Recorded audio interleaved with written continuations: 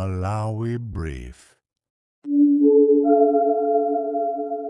Omvera ndi nthawi ya nkhani madzulo za lero pa 15 January 2026. Tamvani izi. Richard Chimwendo Banda kuti awamangenso. Izi zadza bwalo la High Court litatulutsa pa belo a Chimwendo Banda lachitatu. Mneneri wa chipani cha Jesse Kabwira ndi wanena izi pa msonkhano wa olemba nkhani mu mzinda wa Lilongwe. Akabwira atinso chipanichi ndi chodabwa kuti amene anali nduna ya polisi a Ezekiel Chingoma anjatidwa limodzi ndi personal assistant wawo. Akabwira apempha nduna ya polisi ya Peter Mukhito kuti aonetsetse kuti apolisi akulemekeza mabwalo a milandu. Koma mneneri wa polisi Alayo Chintembo wati zoti apolisi akusaka bea Chimwendo Banda ndi mphekesera chabe ndipo iwo sangayankhulepo makasangayikirepo kanthu ndipo pa kumangidwa kwa Ezekiel Chingoma iwo ati ayankhula bwino lomwe pa nkhaniyi. Nduna yoona zachuma a Joseph Mwanamveka yapempha Malawi kuti athandizire kusunga mbiri ya m'busa John Chilembwe pokhala anthu ochita zoyenera nthawi zonse. Mwanamveka anena izi pa Providence Industrial Mission m'boma la Chiradzulo pamwambo wa chaka chino wokumbukira m'busa Chilembwe. Isaac Salima akufotokoza zambiri.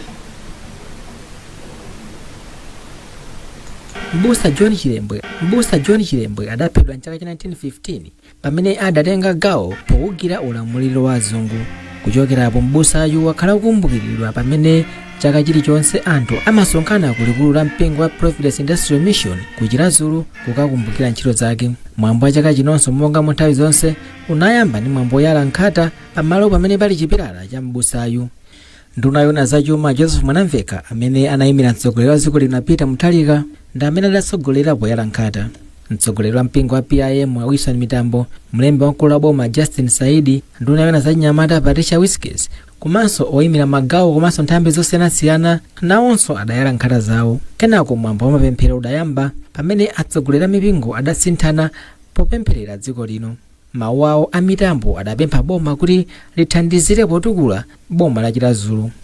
Iwo adati ngakhale pakhala pali malonjezo osiyanasiyana koma bomali silikutukuka. Mawu awo a Mwanamveka adapempha anthu m'dziko muno kuti azichita zinthu zawo moona mtima ponena kuti izi ndi zimene m'busa Chilembwe ankafuna.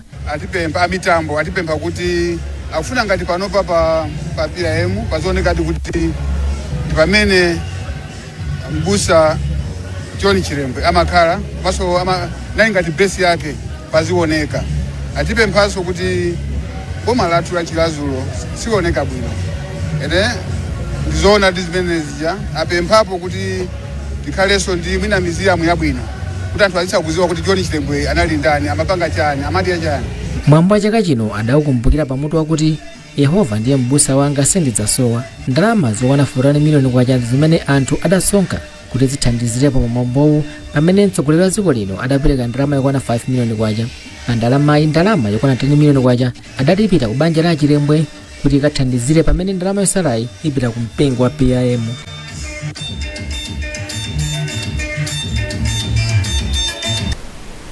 Ndipo mu mzinda wa Mzuzu atolankhani athu atupere Rashid ndi Loveness Lega anafunsa anthu mmene iwo amamvetsetsera zokhudza John Chilembwe. Kwa ife amalawi anzathu komanso ndine ndemwe tikuyena kuti tsiku limeneli titengera mtengo wapatali kwambiri chifukwa sibwezi tili chonchi koma mwina zina zikutivuta zina zikuyenda koma chiyambicho anatiyimira kale. Ifeso tikuyeneranso kukhala anthu olimba mtima ngati nzika zenizeni za dziko la Malawi ngati mmenenso analimbira mtima malemu John Chilembwe. Anatimenyera nkhondo anatithamikisira azungu kuti tipeze mtendere ife m'dziko lathu lino la Malawi kufikirana pano tikuona zikhomo komano at least tili safe. Lero leti timakumbukira tsiku la John Chilembwe kuti ndi mmodzi amene anatimenyera ufulu kunoku kwathu ku Malawi. Ndilofunikira chifukwa chokuti ndi amene anatithandizira kuti tichoke mu kapolo umene timamva kuti amalawi anali kuti tifike pa ufulu umene tili nawo. Tsiku limenelo ndilofunika kwambiri pambiri ndi kakhalidwe ka Chimalawi chifukwa choti anamenyera ufulu wa dziko lino mpaka panopa tikupedza ufulu chifukwa cha munthu ameneyo. Siku limene lona kuti munthu ukhale pakhomo usinkhasinkhe uone ubwino wake kuti zimene John Chilembwe anatipangira.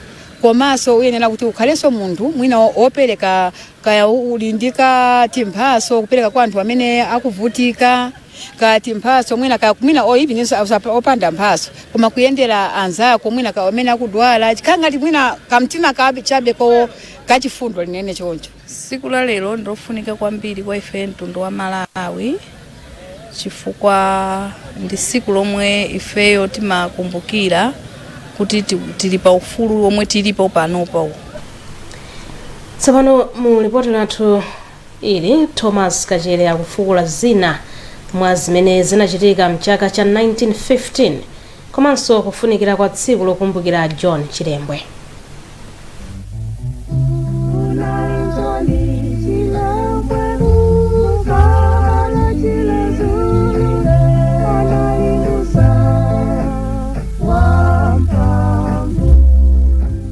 Mbusa John Chilembwe adakaphunzira ku America ndikubwerera ku mudzi mchaka cha 1901. Iye adali mmodzi wa anthu omwe adatsutsana kwambiri ndi nkhanza zomwe azungu ankachitira anthu achikuda omwe ankagwira ntchito m'minda yawo. Chilembwe ankadananso ndi mfundo zina zotenga anthu achikuda kumapita nawo ku nkhondo ya pa dziko lonse World War zomwe iye ankaganiza kuti sinkakhudza anthu achikuda. Zambiri zokhudza John Chilembwe zimakambidwa mosiyana pomwe anthu ena amati adaphedwa mu chaka cha 1915 atawukira ndipo kuti adakayikidwa kumalo ena achinsinsi mbali ya Esperanza Estate kumulanje pomwe anthu ena amati anakwanitsa kuthawa ndi kupita ku America komwe adakamwalira ndi ukalamba. Malemu Peter Zolowera omwe adali akumtundu kwa Chilembwe asanamwalire adati chibale cha ine ndi John Chilembwe agogo anga amene anali mchemwali wake wa John Chilembwe mwana wake ineso mwana wake kukhanga tine chizukulutuzi cha Chilembwe likasa la malemu agogo anga a Chilembwe linasala ndi agogo so akumwalira anasiya kuntundu pakali pano ineyo ntalowa zina likasa lijasolire ndine ndi china chilichonse chimene chikhuzana ndi Chilembwe ine ndikuchiziwa chifukwa anthu amenewo amene anali abale ake eniwo ndi amene ineyo anandisira kuti so abale anuwo mwalowera zinawa nkhani zawo zinali izi ndi izi ndizi. Ifetu timadandaula mumtima olonso timadandaula kwa Mulungu kuti mwina Mulungu ifeyo sanatikondere chifukwa chokuti zinthu zathu zinatengedwa ndi anthu ena monga ampingo amatinyoza komanso anthu amatinyoza. Ifeyonso olo tikapita ku Chilembwe Day sitimaoneka ngati kanthu koma tili aina wake enieni. Ndipo tini maneighbors amene anatenga malo ife timangokhala pansi ndikumangodandaula mumtima. Boma limayesesa kutithandiza ife olo muone kuti anatimangira Aida College muzapeza siku limene lijalo amabwera wina kuzathokoza khandi wa boma khandi mfumu kuti azikomo kwambiri tikuthokoza kuchokera kwa Chilembwe kuti mwamangira Aida College pomwe ife tili ndi pakamwa tikhoza kudandaula kapena kuthokoza chimenecho ndimene chimatipweteka ife chifukwa anthu ena amangotilowerera ife achainake tili phe. Mbusa John Chilembwe amakumbukiridwa ngati mmodzi wa amalitiri ndipo dziko lino limawakumbukira pa 15 January chaka chilichonse.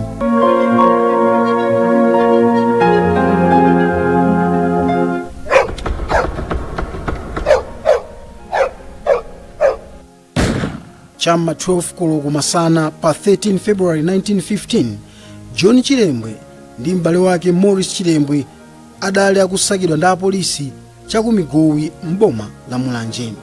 Omenyera ufulu wa anthu aundule mwakasungula ati akuona kuti nkwabwino kuti dziko lino likhale ndi chifanifani statue cha mbusa John Chilembwe. John Chilembwe anali wodziwika maiko osiyanasiyana ndinganene kwambiri mu Africa muno chifukwa mbiri ya John Chilembwe akuiphunzitsa masukulu osiyanasiyana macollege ma university mu Africa muno chifukwa John Chilembwe anaphunzitsa ife ma African kuti tikhoza kulimbana nawo atsamunda, ndipo tikuonanso ku Kenya anatengapo kwambiri zimene John Chilembwe anapanga kudzera mwa gulu la Mau amene anakhala ngati aphunzira zimene John Chilembwe anapanga makamaka polimbana ndi atsamunda. Ndi John Chilembwe anakhala ngati wakhazikisa foundation yolimbana ndi atsamunda mu Africa muno, andi zimenezi ndithu zinatipasa ife kuti ayi tikhoza kulimbana ndi atsamunda mpaka kulandira ufulu wozilamulira tokha ngati anthu maiko ochokera mu Africa. Koma chofunikiranso kwambiri ndi chakuti pamene tikukumbukira dzina la John Chilembwe, mzimu wa John Chilembwe, ntchito za John Chilembwe, tiyenanso tikhale ndi chidwi kufufuza bwinobwino kumene azibale a John Chilembwe ali, komanso kodi azibale a John Chilembwe akukhala moyo wotani. Izi zitithandiza kwambiri kuti ife Malawi tikhale ndi mbiri yoyenerera, komanso ndikhulupirira kuti mzimu wa John Chilembwe ukhala wosangalala kwambiri. A Cornelith Chester Selenji abungwe la Lost History Foundation akuti tsikuli ndilofunika. Tikumbukire momwe azungu anathetsera uprising imene ya Chilembwe. Chinatanthauza chani? Chinatanthauza kuti ifeyo ngati anyasa tinaluza, panalibenso kuyankhula kuna kulikonse, panalibenso kutsutsa kuna kulikonse kwakukulu kumene kunachitika kuyambira 1915 atangophedwa Chilembwe. Zikutanthauza kuti amene amatilamula azungu aku Britain ankapeza phindu, anapeza phindu pamene ifeyo eni dziko tinaluza sitinkapeza phindu kwenikweni. Choncho iyi ndi imodzi mwa mfundo zimene tikuyenera kuunikira tsiku la lero kuti tinaluza kwa nthawi yayitali. Kuchokera mu 1915 palibenso nthawi imene panachitika kuwukira ngati kumeneku. Panapita zaka 44 nkuzafika chaka cha 1959 pamenenso anyasa anadzuka nkuonesa kukwiya kwawo pa state of emergency. Choncho papita nthawi yayitali tikujeredwa masuku pamutu ndi dziko la Angereza la Britain pamene ifeyo ngati colony tinkaluza. Mzimu wa malemu mbusa John Chilembwe upitirire kuusa mu mtendere.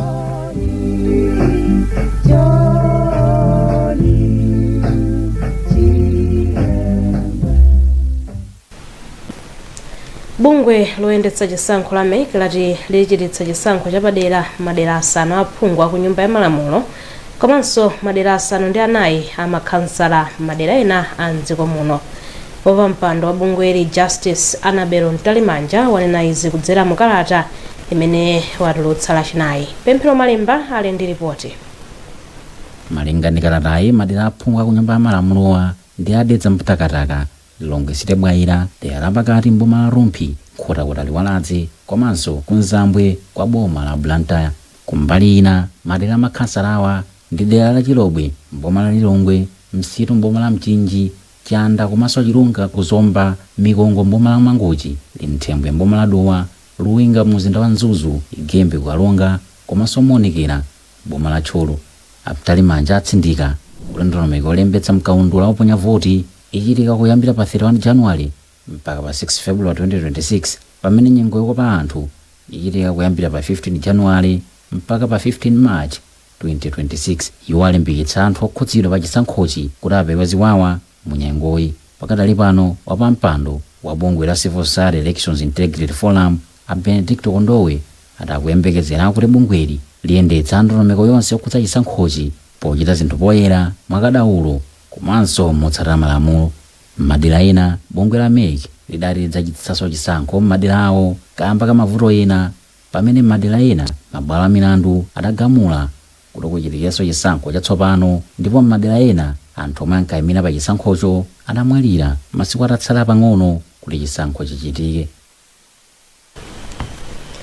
Sukulu ya ukachenjede ya Luwana yakhazikitsa ntchito yolimbikitsa ulimi wa mbewu zamakolo zoyiwalika.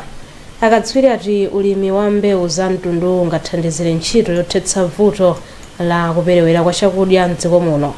Katswiri pa kafukufuku ku sukuluyi a Moses Maliro wanena izi pa msonkhano wa akatswiri pa nkhani mu mzinda wa Lilongwe.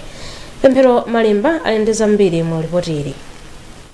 Amaliro anati kudzera mu ntchitoyi sukuluyi ikufuna igwire ntchito ndi alimi a boma la Chiladzulu, Mzimba, Kasungu komanso Ntchewu momwe angapangire mbewu zapamwamba za mtundu wa mbewu wa mawere, nzama, mchewere, mapira, phodza, kalongonda ndi zina ndi cholinga choonetsetsa kuti alimi akukhala ndi chakudya chokwanira m'madera awo. Iwo ati pakadali pano alimi ochuluka amagwiritsa ntchito mbewu zimene sizamlingo wabwino zimene zimapangitsa kuti adzikolola zinthu zochepa. Project yabwera imene tinabwera kuti tigwire ntchito ndi alimi aja tione kuti tingathandizire bwanji kulimbikitsa iwowa kumalima mbewu yawo natotsa mbewu ya mphamvu yoti akhoza kuyidzala iwapatsanso zokolola zochuluka.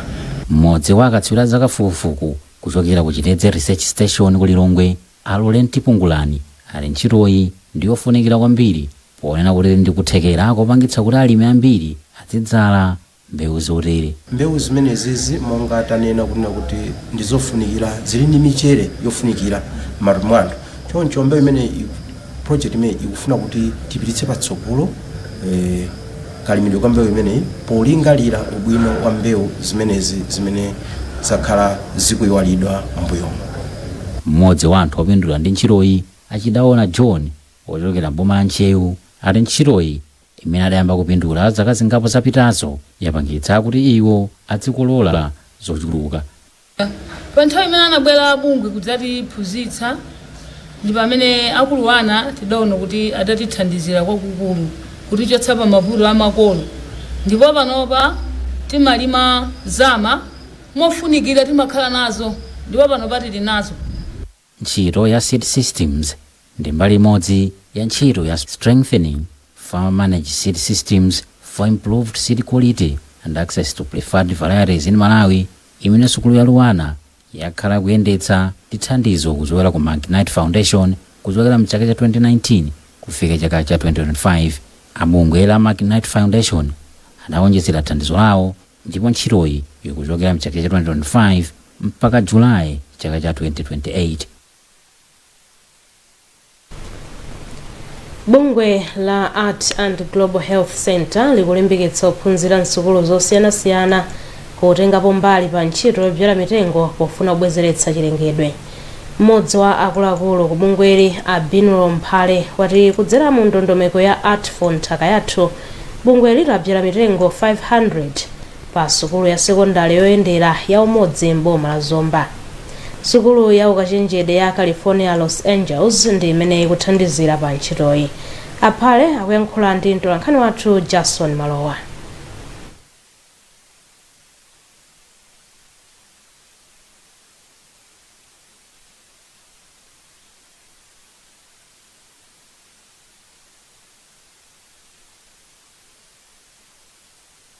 Project yomwe tinayamba mu chaka cha 2024. So chaka chino tapanga involve ma secondary schools okwanira atatu, Chitambala CTSS, Umodzi CTSS komanso St. Paul's. Project imene ikulimbikitsa achinyamata kuti atengepo gawo pa kusamalira za chilengedwe m'madera mwawo. Ngati lero tili pano pa Umodzi Secondary School pomwe tikudzala mitengo yokwanira 500. Mitengo imene iyi ndi ya chilengedwe komanso ndi mitengo yosiyanasiyana monga ya zipatso komanso mitundu ina yosiyanasiyana yomwe ikudzalidwa lero pano pa Umodzi Secondary School. Mawu ake mphunzitsi wamkulu pa sukulu ya Umodzi a Kingsley Nkhoma nati mitengo ndiyofunikira kwambiri. Mitengo ndiyofunikira kwambiri monga mukudziwa kuti boma likulimbikitsa kuti munthu wina aliyense azizala mitengo. Mukhoza kuona kuti panopa mvula ikumavuta kubwera chifukwa chonena kuti anthu anaononga zachilengedwe kuphatikizapo mitengo. Choncho mitengo ikhala yofunika kwambiri chifukwa izitithandizira kuti mvula izibwera mosavuta, potero anthu azikolola tigwirana ndi masomphenya a dziko lino kuti tikhale ndithu ndi chakudya chokwanira chifukwa choti mvula sikuvuta kubwera.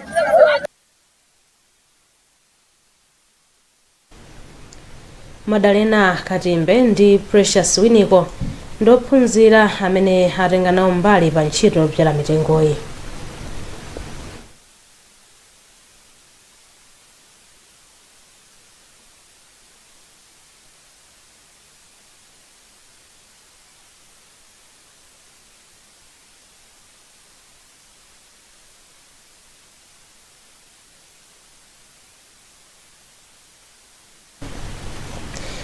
Tipepese kamba ka ripoti limenelo tikhale tikupatsirani pa nkhani zathu zotsatira. Banki ya NBS yakhazikitsa njira imene akuyitcha family banking pofuna kuthandiza mabanja pa nkhani zachuma. Mmodzi mwa akuluakulu a banki a Shadrack Chikusilo wati njirayi ithandiza kuti mabanja azitha kupangiratu chuma cha ana awo komanso kukonzeratu chisamaliro cha makolo akazakalamba. Achikusilo akufotokoza zambiri. Chimene tikupanga ndichongonena kuti kuiona family ija yonse pamodzi ndikuona kuti kodi family imafuna chani. Ndiye ifeyo tipange zotani kuti tithandize maloto abanja kuti atheke. Komanso tikakhala kuti tikuyang'ana za maloto abanja ndikuti tikuyang'ana za maloto a dziko. Chifukwa choti anthu akamatukuka, anthu akamaziwa zinthu, anthu akamapanga ma investments pamapeto pake so dziko likutukuka pamodzi. Ndiye ndikuona taona kuti tiyambire pabanja apa in contributing to kukula kwa economy yathu.